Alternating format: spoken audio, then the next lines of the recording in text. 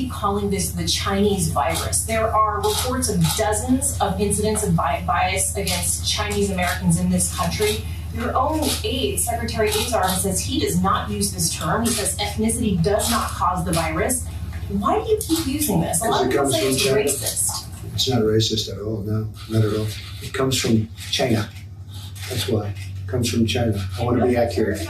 Well, that is President Donald Trump answering a question from the White House press corps about why he uses the phrase China virus.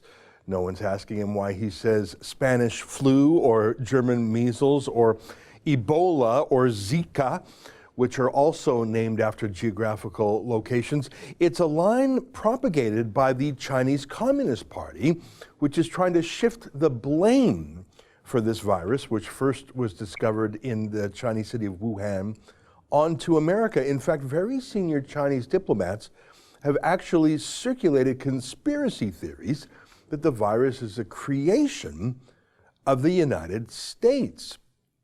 Well, this and other curiosities came to the attention of one of our favorite legal observers and analysts, our friend Manny Montenegrino. And he joins us now via Skype from Ottawa. Manny, great to see you again, and I'm so glad you're staying safe and healthy.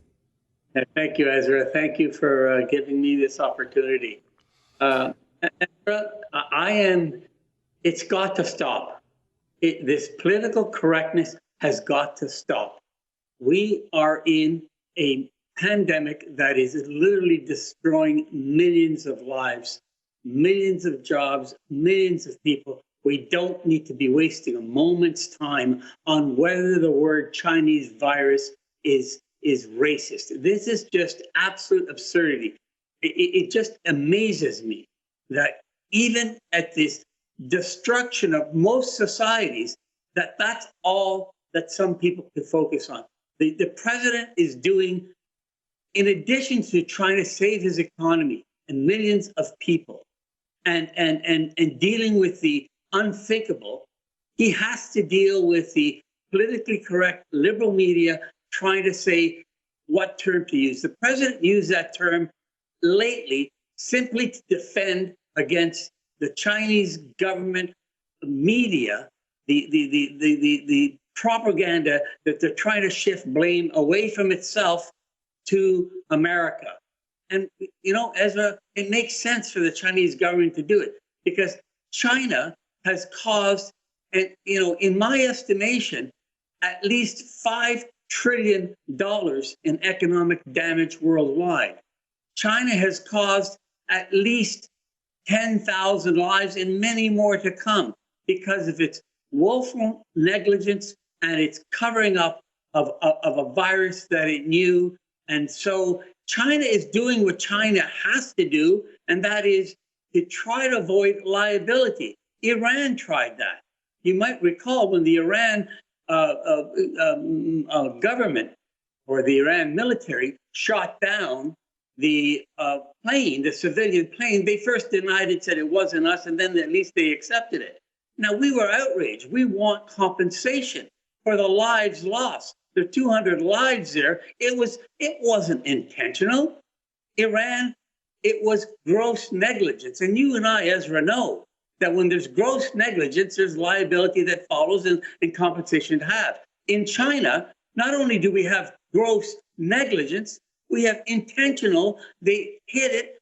They had the doctor who first, Dr. Lee, God bless him, who first identified it, was put in some time of custody and told not to propagate lies and propagate rumors. And that only spread the virus worldwide during the Chinese New Year. So we have a country that has not only acted willfully and intentionally to mask this virus, but also gross negligently. And we are worried about a term. I mean, what is going on? You know, just off camera, you were telling me about, I mean, you're of Italian heritage and you followed very closely Italy, which has had a tremendous loss so far from this virus. And China has done something that, frankly, it reminds me of what O.J. Simpson said after he was acquitted. He said, "I'm going to look for the real killers," which was not only insulting, but it was laughable. It was a way of him to obfuscate his own role. When China sends a few trinkets of medical equipment to countries that it infected by covering up the truth, that reminds me of OJ saying, "Oh, well, let me make it all better. Let me try and find the real killer."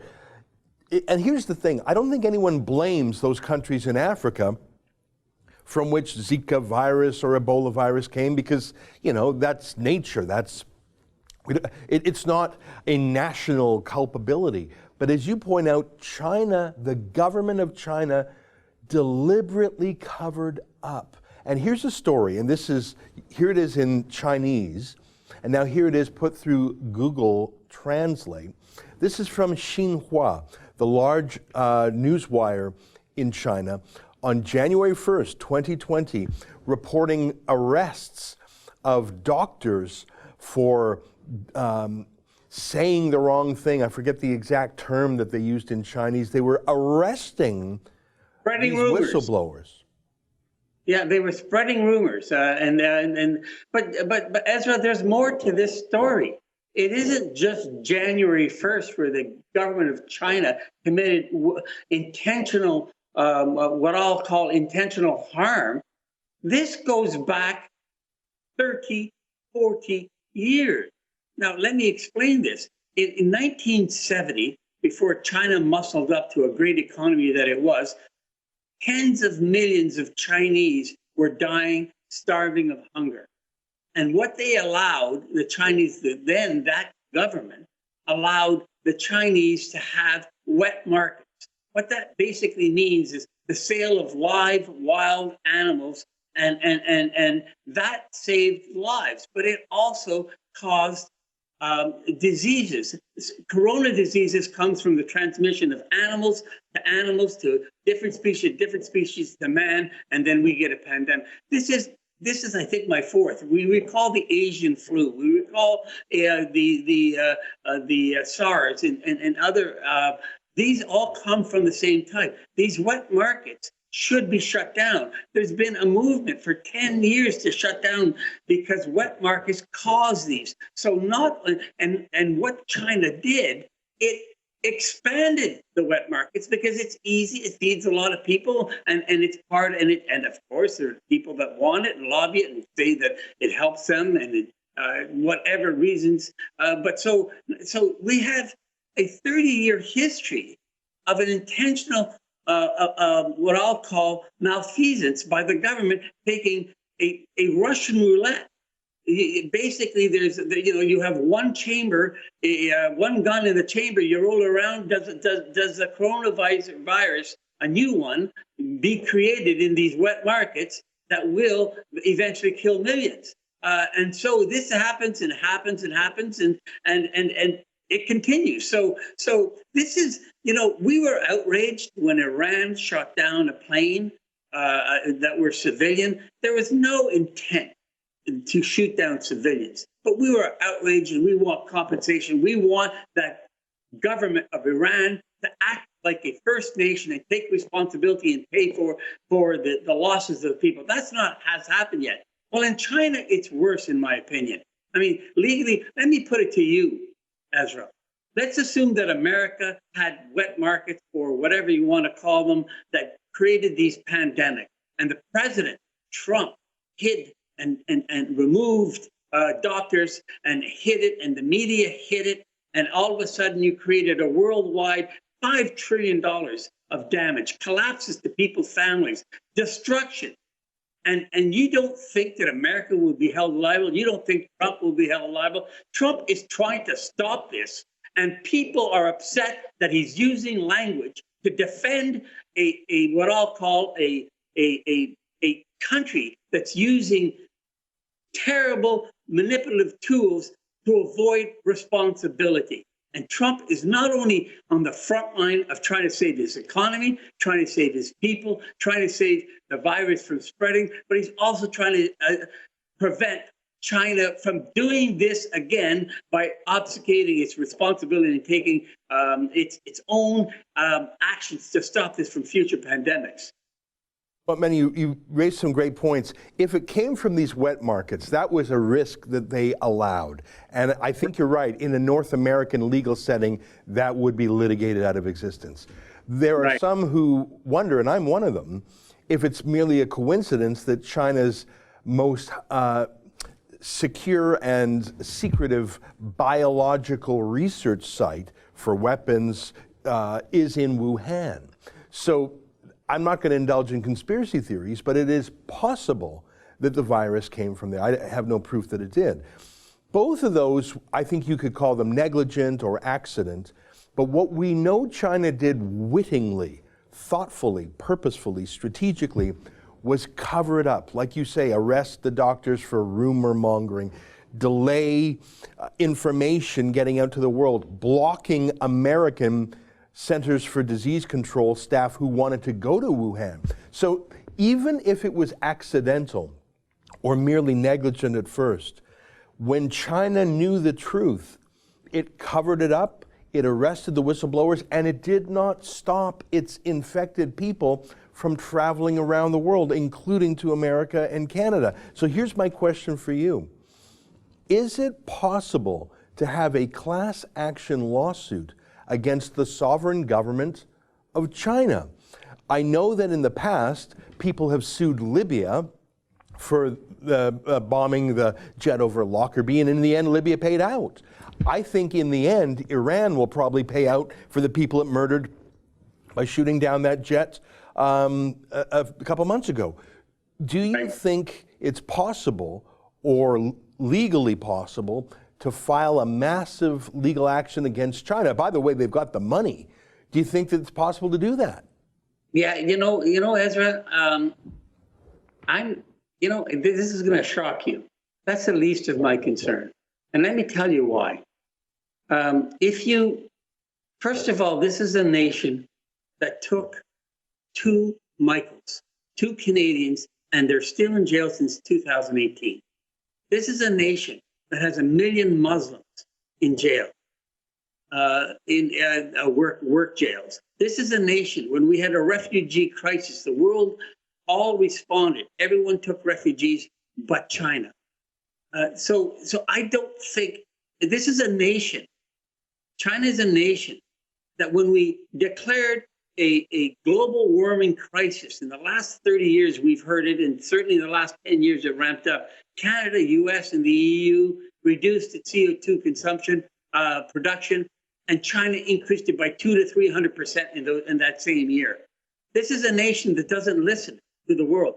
Ezra, my fear is this: what is happening today is catastrophic. I mean, it is destroying businesses, lives, and economies, and we've talked about it. But we will get through this. What concerns me, because right now I'm talking to you through Skype, we are still communicating, we are still connected. My wife is having a Zoom lunch with her girlfriends as we speak. She's upstairs having a Zoom lunch because we can do it through it.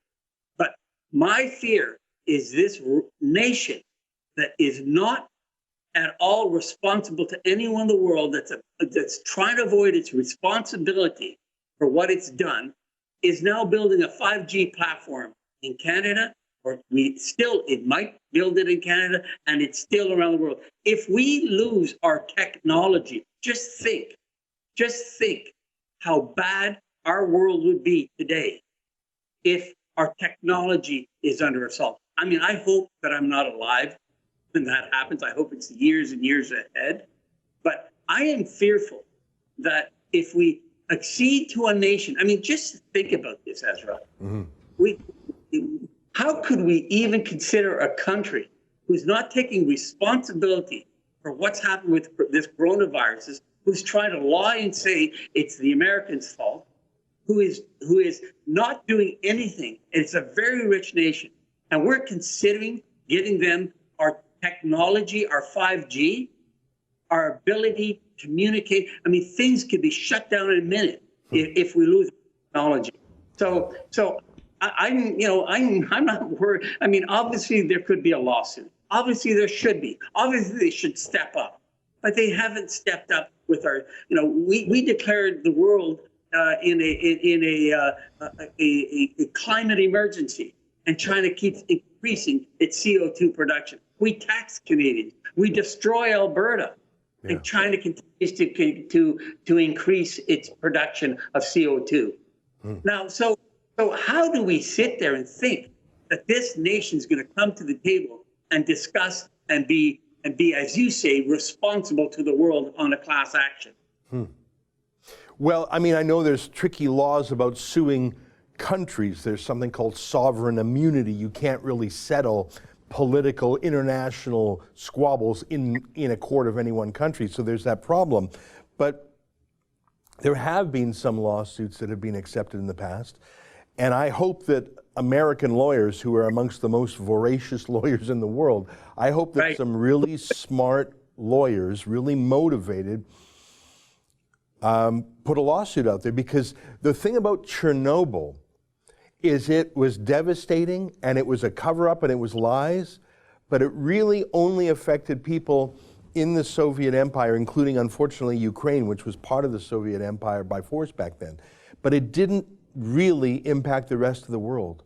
This is like a Chernobyl that affected the entire world. And the same cover-up and lies and culpability as Chernobyl, except for it's all of us, not just one geographic region. I hope there are massive lawsuits. Last word to you, Manny. I mean, I just, my goal today, Ezra, is please, Canadians, stop this romanticizing of China. Yeah. We had too much evidence to sit there and say they have not earned what Canadians are so good at giving: love, trust, and compassion. They have not earned it. They have demonstrated quite the opposite. Politicians that received, I mean, certainly in America, many politicians have been paid off, so they've been, over the last 10 or 15 years, very China friendly. China has not earned it. We have 2 Michaels still in jail. We have this crisis that they created. You think that would be enough to let these 2 Michaels, I mean, the Canadians that are dying, the Canadians' economy that's collapsing, you think that would be enough to let these 2 Michaels home and say, you know what, we kind of screwed up here. Here's our little bit. They have not done anything. So this message that I leave, Ezra, is please stop this romanticizing of China. Stop this defending of China. Stop saying, oh, let's not be racist. This is a government that has not deserved that Canadian kindness. Yeah. You're so right. I at one point in time had thought that this, like Chernobyl, would be the beginning of the end of the communist regime in China, the same way Chernobyl was one of the key reasons the Soviet Union fell. I don't know if that's going to happen. I hope that something good comes out of this pandemic, and if it's the fall of China's totalitarians, that will be a silver lining. Manny Montenegrino, it's great to see you. Stay safe, my friend. Stay healthy. We look forward to talking to you again soon. Take care. Thank you. All right. There you have it, our friend Manny Montenegrino, the CEO of Think Sharp. He joined us today from Ottawa, Canada. That's an excerpt from my daily show, The Ezra Levant Show. Every day I do a monologue on the news of the day, then I interview an interesting guest, and then I read my hate mail. You gotta subscribe. Go to rebelnews.com.